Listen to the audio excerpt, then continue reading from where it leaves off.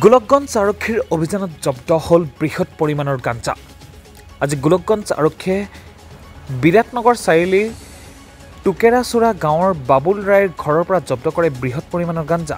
জানিব পৰা মতে গোলকগঞ্জ আৰক্ষীয়ে এক গোপন সূত্ৰৰ আধাৰত বাবুল ৰায়ৰ ঘৰত চলাই অভিযানত জব্দ কৰে প্ৰায় 2 কেজি ওজনৰ গাঞ্জা। জানিব পৰা মতে এই ঘৰখনত দীৰ্ঘদিনৰ পৰা চলাই গৈছিল অবৈধ গাঞ্জাৰ ৰমৰমীয়া বেহা। কিছুমান দুষ্ট চক্ৰই আৰক্ষীৰ চকুত ধূলি দি চলাই গৈছিল অবৈধ গাঞ্জাৰ ৰমৰমীয়া বেহা। আগমনিৰ পৰা বাপ্পী হুছেইনৰ ৰিপৰ্ট, ডেইলি 24 লাইভ।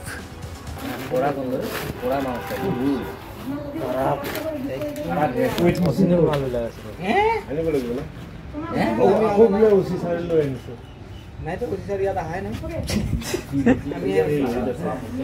চাৰিআলিত আছে